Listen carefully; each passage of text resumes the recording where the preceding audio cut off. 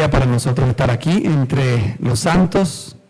Quiero no olvidarme y aprovechar rápidamente para enviar los saludos de parte de los hermanos allá en Fernando de la Mora, no solamente ahí, en Asunción, otros hermanos que siguen perseverando en esta senda, envían saludos y están orando por nosotros. Ellos acaban de terminar la reunión, salió todo muy bien por la gracia del Señor ahí en nuestra localidad y nosotros estamos ahora predispuestos a recibir su palabra. ¿Cuántos quieren recibir la palabra? Gloria a Dios, aleluya. Qué lindo poder recordar, alabar al Señor, pero también poder tener este tiempo de recibir su palabra. Bueno, decía Mariano que vamos a estar aquí también en el campamento que nos espera. Estamos muy ansiosos de poder recibir también mucho del Señor porque hemos venido principalmente para aprender, para ver, para escuchar, para recibir. Pero bueno, hoy nos toca también dar un poco del Señor y espero que puedan recibirlo con corazones fértiles. Amén. Gracias al Señor. Decía Mariano que hay una posibilidad de un encuentro directo entre Colombia y Paraguay. Parecería que solamente en la final. Parecería, no, realmente parece que solamente podríamos encontrarnos en la final. Así que vamos a ver si Colombia llega a la final. Paraguay llega fácil. Mañana nos toca Alemania, hermano. Así que vamos a ver cómo sale eso, ¿verdad? Qué bueno, mis hermanos, tener este tiempo juntos. Tanto en el fútbol como en otros deportes, acá en Colombia, por ejemplo, se da mucho énfasis al ciclismo. Hay algo que es bastante desagradable. ¿Qué es lo desagradable en estos deportes? Las caídas.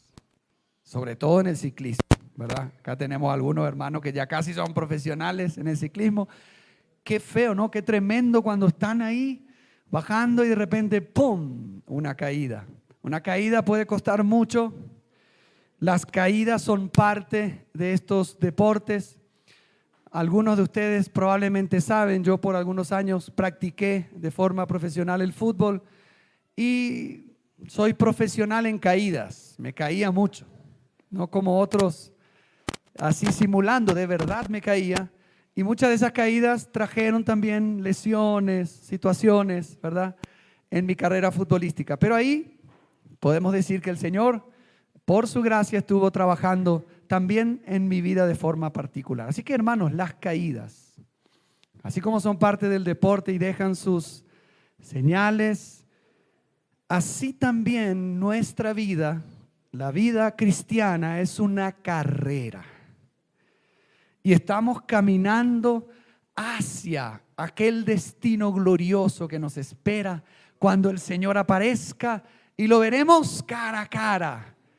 Seremos como Él es. Esa es una esperanza viva que no tiene que desaparecer en nuestros corazones, porque eso es lo que nos permite levantarnos todas las mañanas con ese asombro de no solo lo que Él hizo por nosotros, sino de lo que nos espera por delante. Así que nuestra carrera cristiana es una carrera que también, hermanos amados, lastimosamente y soberanamente, podríamos decir, el Señor permite que hayan situaciones donde a veces caemos. Ustedes saben que el primer ser que se reveló al plan eterno y divino de Dios es Satanás. El ángel, ¿cómo es denominado? El ángel caído. Eso es interesante ver que él es denominado como el ángel caído. Y en teología se dice que cuando el hombre cometió el primer pecado, el hombre que fue creado a imagen de Dios, el hombre cayó. Por ende, así como compartíamos ayer con nuestro hermano, aprovecho para agradecer también por la hospitalidad de nuestro hermano Celso, nuestra hermana Dayan, Rebequita, ahí en su casa. Compartíamos y hablábamos del hecho de que Dios creó al hombre con un ideal, con un propósito muy elevado: representarlo en el reino, en el gobierno. Pero el hombre cayó y se creó esa brecha entre Dios y el hombre caído Pero como Dios nos ama tanto a cada uno de nosotros, entonces Él mismo descendió y vino a buscarnos, a nosotros que estábamos caídos, para llevarnos de vuelta al lugar donde Él quiere que estemos, en su corazón, cerca de Él. Por ende, el Evangelio es el plan eterno de Dios que incluye esa redención de los hombres que cayeron. Por ende, el ángel caído tentó al hombre que todavía no había caído y el hombre cayó. Pero Dios en su gracia, Dios en su gran amor, planeó un plan de redención. La redención es recuperar aquello que se había perdido, pagando un precio. Y Él pagó el precio por nosotros. Qué grande es ese evangelio. Amén. Ahora, hermanos, en nuestra localidad estamos avanzando a través de estas semanas por medio de las epístolas del apóstol Pedro. Y Pedro en su segunda epístola, no en la primera, está muy preocupado santamente, podríamos decir, no en un sentido negativo, de poder escribir y dejar un legado a estas iglesias a quienes él estaba escribiendo, con el propósito de que estos hermanos no caigan de la firmeza. Por ende, esta mañana vamos a hablar de una de las caídas que el creyente puede encontrar y la manera en que nosotros podríamos decir, prepararnos para no caer. No queremos caer, porque cada vez que caemos, hermanos, cuánto dolor produce a nosotros, al Señor, a la iglesia, ¿sí? Y hay diferentes tipos de caídas. Cuando hablamos de pecados, claro, también hablamos de caída. Pero de la caída que vamos a hablar esta mañana tiene que ver con una caída que se relaciona con dejar de perseverar en el Señor, en el camino del Señor. Hay varias exhortaciones a lo largo de las Escrituras para exhortar a la iglesia a que siga corriendo la carrera que tiene por delante, mirando al Señor, permaneciendo en el Señor. Quiere decir que corremos el riesgo, aunque ya somos hijos de Dios, de poder caer de ese camino y apartarnos del Señor y pensar que podemos llegar al destino sin permanecer confiando todos los días en el único que nos puede salvar eternamente y para siempre, que es Jesús. No queremos caer. Abramos nuestras Biblias, segunda de Pedro. Pedro se está acercando a su partida, ya está grande. El Señor le había revelado que estaba por morir y él escribe a estos creyentes. Y vamos a leer, hermanos, algunos versículos. No va a ser algo muy ordenadito, pero vamos a ir recorriendo la epístola para tratar este tema. ¿Qué es lo que está en el corazón de Pedro? Que estos hermanos puedan ejercitarse en la fe para un crecimiento en vida. Lo que Pedro está queriendo es exhortar a la iglesia para crecer en vida. Pero el objetivo de ese crecimiento era que puedan contrarrestar contra las acechanzas de Satanás a través de los falsos profetas y maestros. Así que nosotros tenemos en esta segunda epístola el tema central que está en el corazón de Pedro es crecimiento en vida.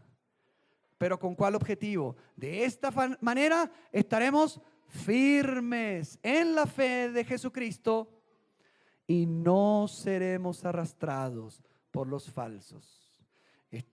Todo el capítulo 2 habla de los falsos y todo el capítulo 3 habla de la segunda venida. Así que tenemos crecimiento en vida, contrarrestar a los falsos hasta la segunda venida. Capítulo 1, 2 y 3. Vamos a leer los últimos dos versos de esta epístola. Capítulo 3, versículos 17 y 18. Dice así la palabra.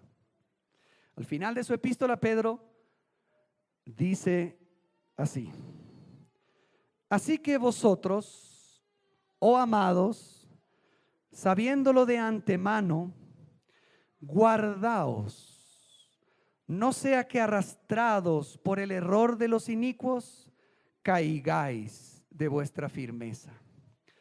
Antes bien, ahí está el contraste, creced en la gracia y el conocimiento de nuestro Señor y Salvador Jesucristo. A Él sea gloria ahora y hasta el día de la eternidad.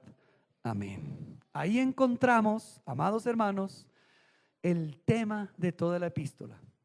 Que podamos crecer en la gracia y el conocimiento de nuestro Señor Jesucristo, de tal manera que no seamos arrastrados por el error de los inicuos o de los falsos y que no caigamos de nuestra firmeza.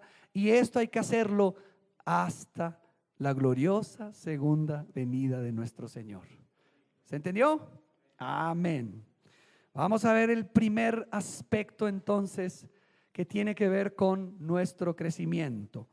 Pedro nos habla siempre, antes de exhortarnos a poner todo empeño y diligencia en añadir a nuestra fe, primero nos aclara todo lo que ya hemos recibido. Nunca podemos exhortar a crecimiento a nadie que primeramente no haya experimentado el nuevo nacimiento. No podemos pretender crecimiento si no hay nuevo nacimiento. Solamente los bebecitos recién nacidos que tienen vida, sí, vamos a alentarlos para que puedan crecer en esa vida que ya tienen. Por ende, Pedro dice primeramente todo lo que hemos recibido y ahora nos exhorta a poder poner toda diligencia en añadir a nuestra fe varias virtudes. Leamos desde el verso 3. Como todas, del capítulo 1, capítulo 1, verso 3. Como todas las cosas que pertenecen a la vida y a la piedad nos han sido dadas por su divino poder, ¿se dan cuenta? Mediante el conocimiento de aquel que nos llamó por su gloria y excelencia, por medio de las cuales nos ha dado preciosas y grandísimas promesas, para que por ellas llegaseis a ser participantes de la naturaleza divina, habiendo huido de la corrupción que hay en el mundo a causa de la concupiscencia. ¿Qué dice Pedro? Todo lo que hemos recibido, lo hemos recibido por gracia y hoy somos participantes como hijos de Dios de esa naturaleza divina. En otras palabras, ya somos hijos de Dios. Pero ahora el verso 5 nos toca nuestra parte. Vosotros también poniendo toda diligencia. Hermanos, cuando yo jugaba al fútbol, me levantaba 5:30 de la mañana, iba a correr, me duchaba, me cambiaba, me iba a la escuela, volvía, almorzaba, me iba a practicar, volvía y entrenaba en casa todos los días. Qué diligencia que ponía para poder llegar a ser un profesional.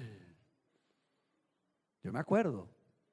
Ahora Pedro nos dice, nosotros ya somos hijos de Dios, somos participantes de la naturaleza divina, pero ahora nosotros también poniendo toda diligencia. Por esto mismo dice el texto, añadid a vuestra fe virtud, a la virtud conocimiento, al conocimiento dominio propio, al dominio propio paciencia, a la paciencia piedad, a la piedad afecto fraternal y al afecto fraternal amor.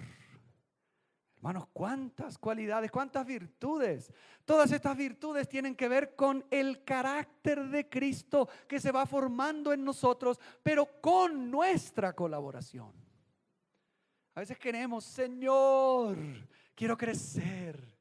Señor, transforma mi vida, pero no somos diligentes. No logramos leer las Escrituras y meditar en ellas todos los días de forma seria, diligente y sistemática. No tenemos una vida de oración que busca constantemente crecer y estar cerca de nuestro Señor. No luchamos con todas nuestras fuerzas contra aquella vieja naturaleza que se levanta todos los días y que tiene que ir a la cruz. Y al no haber diligencia, no hay crecimiento.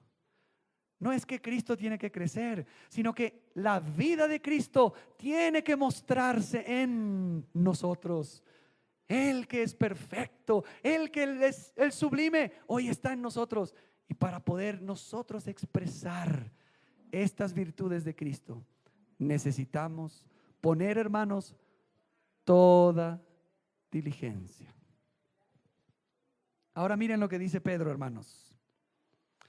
Verso 8, porque si estas cosas están en vosotros y abundan, no os dejarán estar ociosos ni sin fruto en cuanto al conocimiento de nuestro Señor Jesucristo. El fruto se trata de conocer más profundamente a nuestro Señor Jesucristo.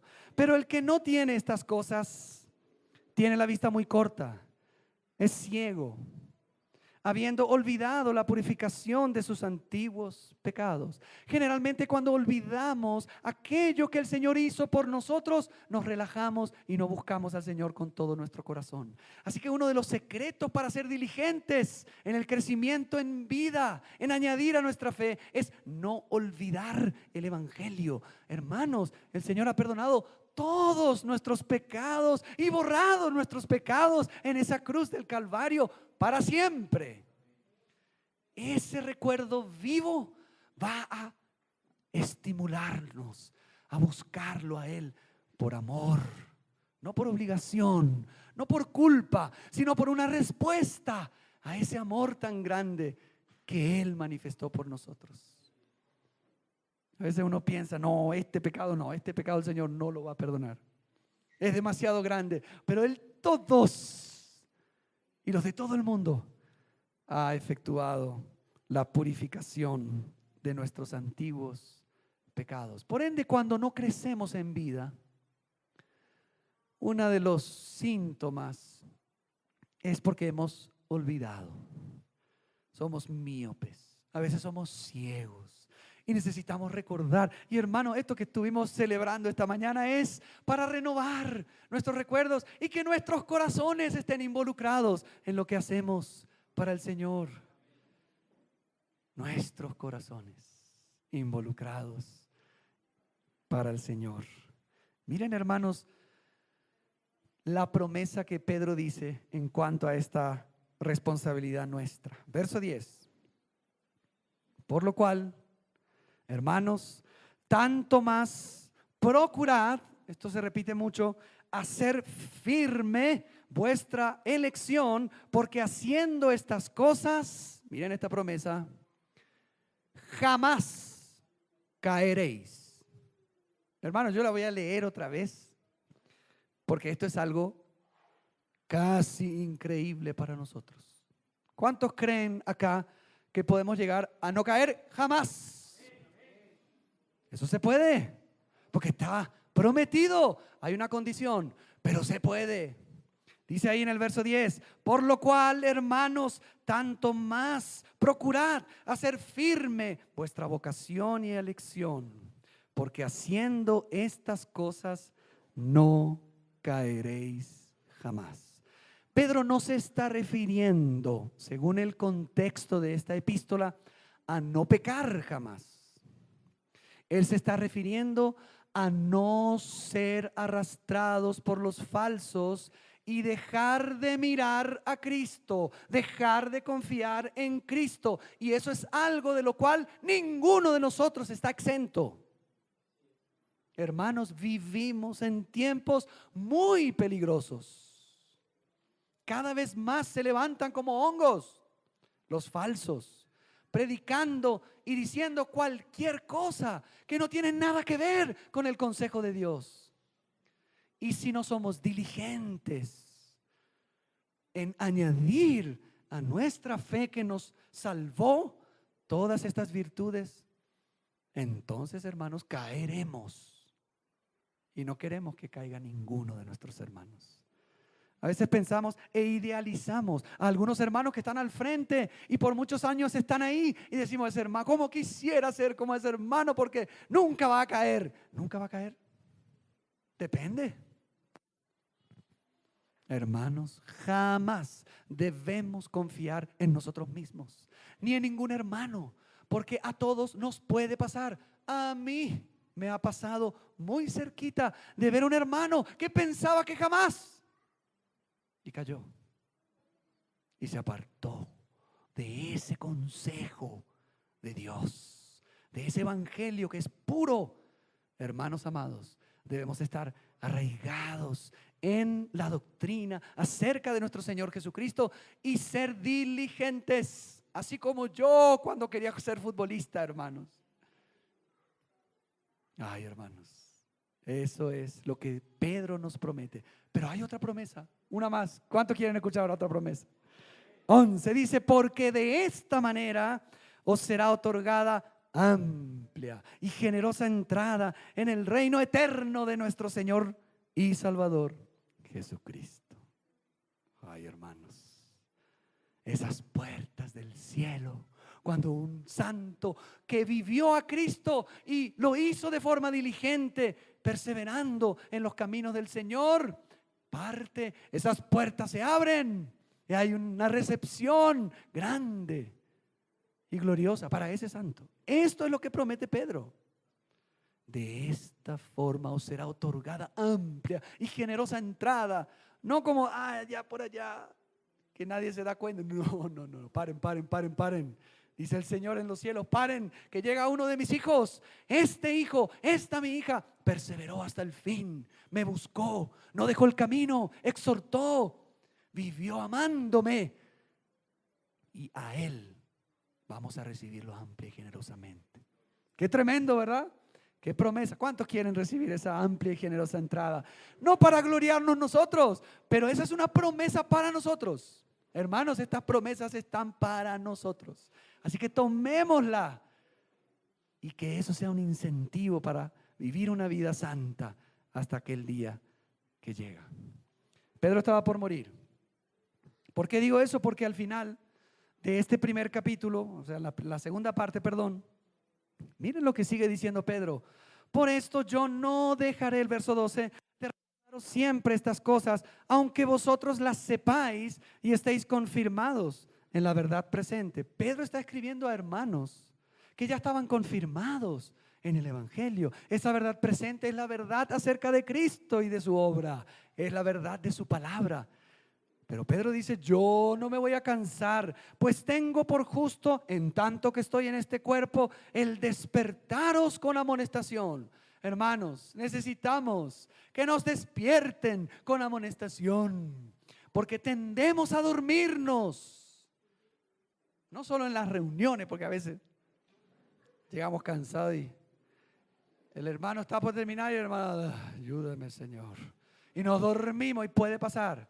Pero a veces nos dormimos en los laureles de nuestra vida cristiana y pensamos que estando durmiendo vamos a poder estar firmes contra las acechanzas de los falsos. Hermanos, estamos en una guerra y no podemos dormir. Por eso es necesario la amonestación, hecha con amor, pero con convicción. Y Pedro dice, no me voy a cansar de despertaros, aunque ya pronto voy a abandonar este cuerpo, sabiendo en breve, como me dijo el Señor, que en breve debo abandonar el cuerpo. Verso 14, como nuestro Señor Jesucristo me ha declarado. Evidentemente el Señor se le apareció a Pedro y le dijo, Pedro, te queda poco tiempo, ya te estoy por llamar, te está por jubilar. Así que prepárate, hace bien las valijas, porque ya pronto vas a dejar este tabernáculo, este cuerpo tuyo, y ya te voy a llamar a mi presencia. Claro, el Señor se lo anunció en Juan capítulo 21, cómo iba a morir. Así que Pedro sabía cómo iba a morir, pero no sabía exactamente cuándo. Pero acá evidentemente el Señor se le aparece y le dice, Pedrito, pronto vas a venir. Así que ahora Pedro, hermano, sabiendo que se está por ir, ¿qué va a hacer? ¿Cuál es la meta de Pedro en sus últimos días? Recordar, exhortar diligentemente para que nadie se olvide del evangelio de Jesucristo, que no nos durmamos, que estemos despiertos, porque los tiempos son difíciles. Por eso dice el verso 15, también yo procuraré con diligencia que después de mi partida vosotros podáis en todo momento tener memoria de estas cosas. Algunos entienden que este texto probablemente dio el pie para la composición del Evangelio de Marcos, que era un hijo del apóstol Pedro en la fe, porque él lo dice en su primera epístola, y probablemente Marcos escribe el Evangelio, pero podríamos decir que las enseñanzas y la predicación de Pedro están detrás del Evangelio de Marcos. Así que el Evangelio fue escrito con el propósito de no olvidar a Jesucristo, lo que Él hizo, su persona y su obra. Por ende, hermanos, no podemos ser negligentes en cuanto al Evangelio, en cuanto a la palabra. Hermanos, deberíamos ser muy disciplinados, un pueblo de la palabra, hermanos. Hoy tenemos redes sociales, revistas, televisión, mundiales. Hora, ¿cuánto dura un mundial? Y hoy encima le agregaron el break del agua, 5 minutos, y le agregan tiempo y cada vez más tiempo. Y a veces estamos 2 horas y media enfrente de la tele así. Y ante la palabra, 3 minutos, 5 minutos, 10 minutos, ya. No, 10 minutos, ya me estoy volviendo legalista. 10 minutos. Hermano, debemos estar en la palabra, comenzar nuestros días con la palabra.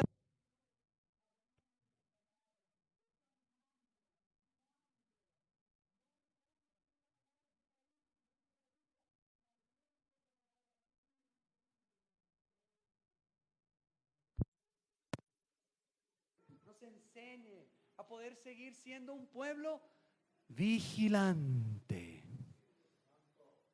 Amén.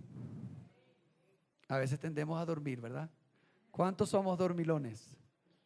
Tendemos a dormir. Sí, nos descuidamos, somos ligeros.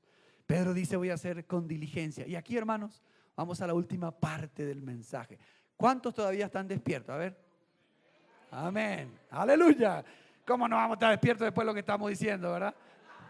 Lo único que falta es que no, yo ya, no. Claro.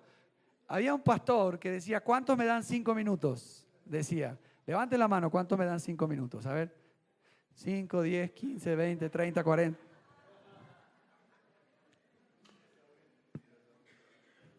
Vamos adelante. ¿Estamos todavía un poquito? Amén, vamos adelante. Miren, hermanos, que acá llegamos, yo creo, a la cúspide de toda la epístola. Recuerden, ¿qué es lo que quería hacer Pedro? Exhortar al crecimiento en vida, siendo diligentes para poder contrarrestar a las falsas enseñanzas de los falsos maestros. ¿Hasta cuándo? Hasta su segunda venida. Crecimiento, falsos, segunda venida. Verso 16. Porque no os hemos dado a conocer el poder y la venida de nuestro Señor Jesucristo siguiendo fábulas artificiosas, sino como habiendo visto con nuestros propios ojos su majestad. Pues cuando Él recibió de Dios Padre honra y gloria, le fue enviada desde la magnífica gloria una voz que decía: este es mi Hijo amado, en el cual tengo complacencia. Y nosotros oímos esta voz enviada del cielo cuando estábamos con Él en el monte santo. ¿Qué está contando Pedro, hermanos? Pedro está contando una experiencia que vivió con otros dos. ¿Se acuerdan? Jacobo, Santiago, Pedro y Juan. El Señor hace una promesa, y hermano, en el Evangelio de Marcos hay que leer los 3 evangelios para ver la transfiguración, pero en el de Marcos hay detalles. Detrás, acuérdense que detrás de Marcos, ¿quién estaba? Pedro. Y en ese evangelio nos habla de que el Señor promete a algunos de sus discípulos: algunos de ustedes no van a morir hasta que vean venir el reino de Dios con poder. Y algunos empezaron a pensar: o sea que algunos no se van a morir, van a quedar vivos hasta la venida del Señor.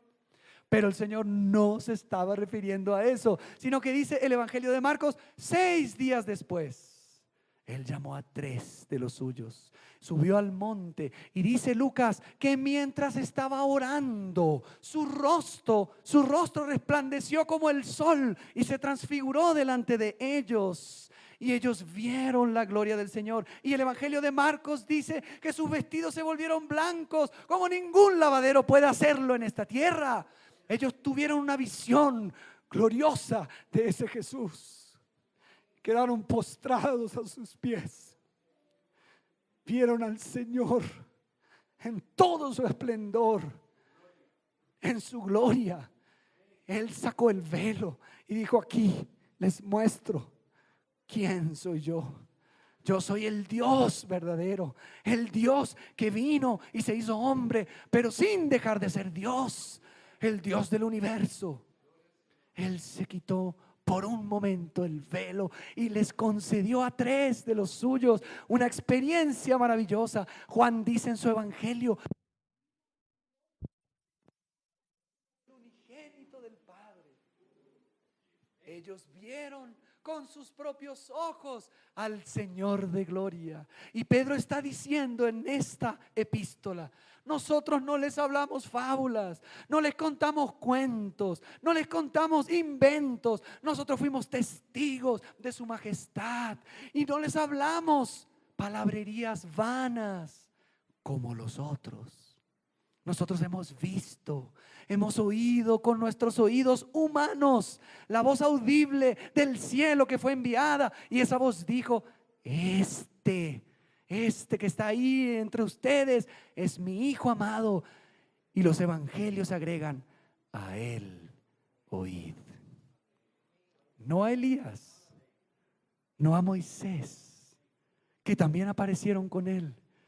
Pero cuando ellos alzaron sus ojos, vieron solamente a Jesús, que es el cumplimiento de la ley y los profetas. Es la palabra encarnada, es la luz del mundo, la luz de los hombres, es el Hijo de Dios. Él fue presenciado en toda su gloria y majestad por 3 de los suyos. Y Pedro dice acá: no les hablamos inventos. Cuando habla del poder y de la venida del Señor Jesús, muy probablemente hace referencia no solo a su primera, sino principalmente a su segunda venida. La primera venida fue, ustedes saben, ¿dónde nació? En Belén, la más pequeñita. Tú, Belén Éfrata pequeña, de ti saldrá, de ti. Zacarías nos cuenta que cuando entró a Jerusalén, ¿cómo entró, hermanos? Con un burrito. Él vino humilde. Él vino como un misterio. Esa es su primera venida. Y cuando los demonios decían: tú eres el Hijo de Dios, el Santo, Él les retaba y les decía: cállense, cállense, silencio, no quiero que todavía digan y muestren quién soy, no lo quiero. Él quería que ellos pudiesen creer, los hombres, a través de aquel cordero que fue inmolado, a través de la cruz. Porque a veces queremos creer en un Dios grande, pero sin que haya pasado por la cruz. Y la gloria de Dios se ve mayormente en el Calvario. Pero hay una promesa, y Pedro dice: no les hablamos fábulas como los demás. Ayer fuimos con los hermanos a visitar un lugar. ¿Cómo se llama el lugar? Guatavita. Guatavita, fuimos a ver ese lago, la laguna, una cosa impresionante. Y teníamos un guía de los indígenas antiguos de Colombia, que nos empezó a hablar en su idioma y nos dijo: bueno, cuando en Colombia decimos ta, ta, ta, y se dio el caso que estaba Celso, estaba Sara, que es italiana, Celso brasilero, Mariano, Agustín, sus hijas y yo, que somos paraguayos. No había ni una colombiana, porque al final quedaron las hermanas esperándonos. Y el hermano dijo: aquí en Colombia, y nosotros, esperen, acá está con un problema, somos todos extranjeros, no sabemos. Todos mirábamos a Celso y Celso entendía menos que nosotros de lo que decía el guía. Ustedes saben que Celso habla un idioma suyo, él es el que no tiene el don de lengua y de interpretación, no lo va a entender. Hay que pedir eso. Este guía nos llevó por ese lugar precioso. ¿Cuántos conocen ese lugar? Ah, ya mucho, muy bien. Ese lugar precioso, con mi esposa caminábamos y ella le recuerda mucho a Italia, las montañas, el aire, una cosa maravillosa. Y a cada momento paraba y contaba las tradiciones de los que eran indígenas, el idioma y todo cómo deriva en el español y la cultura colombiana, pero en un momento llega, esta es la casa o el centro de adoración. Oh, ya nos miramos con los hermanos. ¿Con qué va a venir? Bueno, entramos por respeto, nos sentamos y empezó a comenzar a hacer un discurso de aquí, de allá, que hay que ascender, descender el alma, el espíritu, que se va, que vuelve, que el Dios, que la luna. Uy, hermanos, un cuento de fábulas. Y en mi corazón yo decía, Señor, pobre este hombre, está ciego. A este hombre hay que hablarle. Entonces me tomé como misión, a este le voy a evangelizar. No voy a salir de acá sin hablarle el evangelio. Entonces, continuamos el trayecto y yo me voy con él. ¿Cómo te llamas, Miguel Ángel? Ah, qué buen nombre. ¿Cómo es Michelangelo? Ahí empezamos a hablar y ahí le dije algunas cositas. Pero paremos en otra parada. Y hay otra parada. Que la reencarnación, que el otro, que el... Y, Señor, ayúdame. Entonces fuimos y iba de vuelta adelante y ahí le hablé el evangelio. Mira, en la Biblia, nosotros creemos en la Biblia. Y en la Biblia dice que aquellos que creen en el Señor, que vino y murió por nuestros pecados, no van a ser reencarnados, van a resucitar. Van a resucitar y van a reinar con Cristo. Pero los que no creen en el Señor no van a reencarnarse, van a resucitar como nosotros, pero van a ir al infierno, al lago de fuego. Él me mira y me dice, claro, es igual a lo que creemos. No. Bueno, vamos a repetir. Vamos, traté de repetir de vuelta. Pero bueno, sabemos que es el Espíritu el que abre los ojos. ¿Sí? Es el Espíritu. Pero hermanos, estamos llenos de cuentos y fábulas. Pero aquello que los apóstoles escribieron, aquellos que los profetas escribieron, no son fábulas, no son cuentos. Nosotros tenemos la palabra profética más segura. Porque esa palabra nos habla de aquel que es el cumplimiento de todo lo que los profetas dijeron en el Antiguo Testamento y todo lo que se escribió acerca de él en el Nuevo Testamento por los apóstoles. Y eso está en nuestro idioma, en español y en diferentes traducciones. O sea que no tenemos excusa. Si vamos y nos presentamos ante el Señor y el Señor nos mira, no fuiste diligente. Es que el Señor no tenía la traducción. No podemos decir esa excusa. ¿Cómo que no tenía traducción? Tenemos diferentes traducciones. Ahora hay lenguajes que son mucho más claros. Por ende, tenemos en nuestras manos la revelación de Dios escrita, que hablaba de su Hijo, que es la palabra encarnada, y está descansando en aquello que los profetas dijeron en el Antiguo Testamento.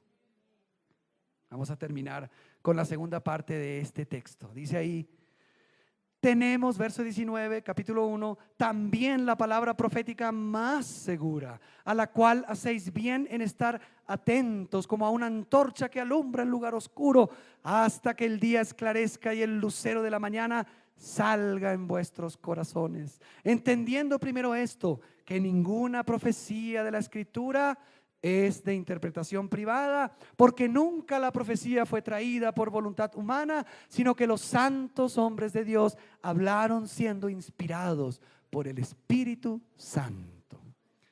Hermanos, algunos entienden que lo que Pedro dice aquí, tenemos también la palabra profética más segura. Algunos entienden que la palabra escrita es aún más segura de la experiencia que tuvieron en el monte, pero no creo que quiera decir eso. Yo creo que la palabra profética más segura, que es la referencia al Antiguo Testamento, es ahora más segura para los apóstoles después de la experiencia de la transfiguración. Cuando ellos vieron a Jesús en toda su majestad y gloria, lo vieron caminar entre los hombres como Dios, y el cumplimiento de todo lo que se escribió para ellos fue aún más segura, más confiable de lo que ya era en ese momento. Por ende, para poder nosotros creer seguramente, indudablemente en lo que dice aquí, necesitamos ver a Cristo por medio de la obra del Espíritu como el cumplimiento de todo lo que fue escrito. Él es el personaje principal, no solo de la Biblia, del universo entero. En Él fueron creadas todas las cosas, incluyendo nosotros. Y Dios está reuniendo todas las cosas en el Hijo. Por ende, esta palabra es la más segura. Y hermanos, nosotros tenemos que agarrar esta palabra. Ustedes, cuando se les va la luz, ¿qué pasa? ¿Qué hacen? Agarran, lo primero que agarramos en la casa, ¿qué es? Una linterna. Así tenemos que agarrarla. Hermanos, miren, yo no estoy en contra de que tengamos Biblias, podríamos decir virtuales, electrónicas. No estoy en contra. No estoy en contra. Pero yo le puedo dar un consejo que lo tomo yo, que lo doy yo, pero uno puede hacerlo o no. Cómprense una Biblia física, que sea su propia Biblia. Ábranla y disfruten de las palabras escritas físicamente. Tengan ahí el texto abierto, oren ese texto. Y no digo que nunca tienen que leer la Biblia en sus aparatos digitales, no, por favor. Pero ese tiempo de devocional, ese tiempo de cercanía con el Señor, hagámoslo con una Biblia física, orando y apagando todo lo electrónico, para meditar y estar atentos, hermanos, porque el texto nos dice que debemos estar atentos a lo que este libro dice. Estamos estudiando los tiempos, ¿verdad? Pero los estudiamos mirando las Escrituras, no escuchando a cualquiera, sino mirando las Escrituras, estando atentos, como a una antorcha que alumbra en este lugar oscuro que es el mundo lleno de tinieblas. Pablo decía en Romanos 13, la noche está avanzada y el día se acerca. Ese día es el día del regreso del Señor. Tenemos que hacerlo hasta que el día esclarezca, hermanos. En Fernando de la Mora, mi esposa y yo vivimos en una casa. Cuando abrimos la ventana, vemos los ómnibus y los micros que pasan enfrente.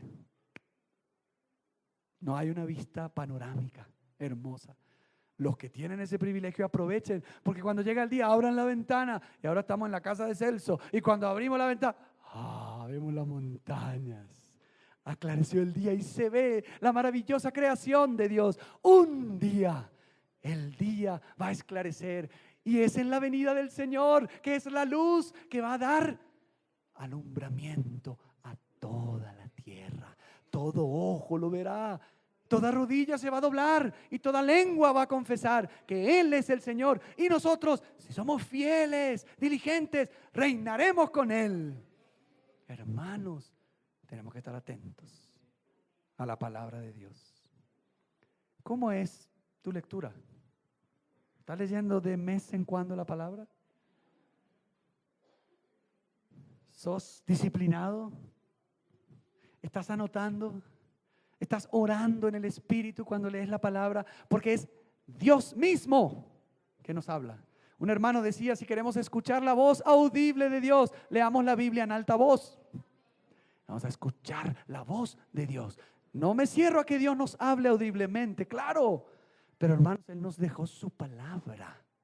Y Él se revela a través de su palabra, que es viva, hasta que el día esclarezca y el lucero de la mañana, el sol de justicia, salga en vuestros corazones. Hermanos, seremos semejantes a Él. La salvación tiene 3 tiempos, es un proceso. Él ya nos salvó de la ira, nos está salvando de nosotros y nos salvará de este cuerpo de muerte y de mi rodilla que está hecha pelotas. Me va a dar una rodilla nueva. Voy a poder jugar, yo espero que haya fútbol en el cielo. Voy a poder saltar de vuelta sin que me duela nada. porque voy a recibir un cuerpo nuevo, semejante al suyo, un cuerpo glorioso. ¡Qué esperanza, hermanos! ¿Verdad que es así? El lucero de la mañana salga en vuestros corazones. Cristo en vosotros, la esperanza de gloria. Pedro termina diciendo que toda esta palabra es inspirada, no es de interpretación privada. ¿Qué significa eso? No es para los lectores, es para los autores. Cuando dice no es de interpretación privada, no se está refiriendo a los lectores, se está refiriendo a los autores. Los autores no escribieron como consecuencia de su propia interpretación o comprensión o capacidad, sino que esa palabra vino directamente de Dios, porque fueron inspirados, tomados, llevados por el Espíritu Santo para escribir cada palabrita y signo que tenemos aquí en las Escrituras. Por ende es confiable, es segura, y por ende haremos bien a estar atentos a esta palabra como a una lámpara hasta el día glorioso de nuestro Señor Jesús. Todo el capítulo 2, Pedro hace el contraste. Pero así como hubo en el pueblo falsos, habrá entre ustedes. No de afuera, entre ustedes. Pablo dice lo mismo a los ancianos allá de Éfeso en Mileto en su despedida. Y de entre ustedes mismos se levantarán algunos que hablarán palabras perversas y arrastrarán tras sí a los discípulos. De entre ustedes, hermanos, debemos ser un pueblo de la palabra. Hermanos, hay mucha falsedad, hay mucha falsa inventos y sueños que no tienen nada que ver con el mensaje que Dios nos reveló. Y ese mensaje está escrito aquí y está a disposición de toda la iglesia. Así que, ¿qué vamos a hacer? ¿Nos comprometemos? ¿Nos queremos comprometer? Hermanos, no tengan miedo. A veces a uno dice, no, yo no le quiero prometer al Señor porque después no voy a cumplir. Pero todo lo que prometemos lo vamos a cumplir por el Espíritu de Dios que nos va a fortalecer. Hermanos, por favor, dejemos de ser negligentes en la lectura, en la meditación y en el conocimiento de nuestro Señor Jesús. Y seamos un pueblo lleno de la palabra. Y cuando nos veamos en el cielo, si el Señor lo permite, vamos a recordar que su palabra fue nuestra guía hasta nuestro último respiro. Vamos a orar. Padre, ¿cómo no agradecerte por tu palabra, que es como esa antorcha que alumbra en este lugar oscuro? Señor, enséñanos a estar atentos a lo que tú has revelado en tu palabra y hacerlo hasta el final, Señor. Señor, queremos disponernos en esta mañana, en primer lugar, para pedirte perdón si hemos sido negligentes. Perdónanos, Señor, ten misericordia. Y ayúdanos a ser hombres, mujeres, niños, familias, iglesias, asidos de la palabra de vida, leyéndola, meditándola, viviéndola, porque es ahí que encontramos a tu Hijo Jesús. Espíritu Santo, divino Maestro, enséñanos, muéstranos, revélanos al Señor el plan de Dios el Padre, para que sepamos discernir en este tiempo de muchos engaños, muchos falsos que se levantan y atentan contra la iglesia, quieren hacerla caer de su firmeza. Queremos permanecer firmes y aún nos disponemos para poder ayudar a aquellos que se han desviado. Señor, ser un brazo que levanta, porque ay del solo, que cuando caiga ninguno lo va a poder levantar. Señor, guárdanos de la soledad, ayúdanos a tener comunión entre nosotros, a ser humildes para ser corregidos, afirmados en tu palabra, en tu consejo, y te agradecemos por tu palabra. En el nombre de Jesús, amén. Gracias, hermanos, la paz del Señor.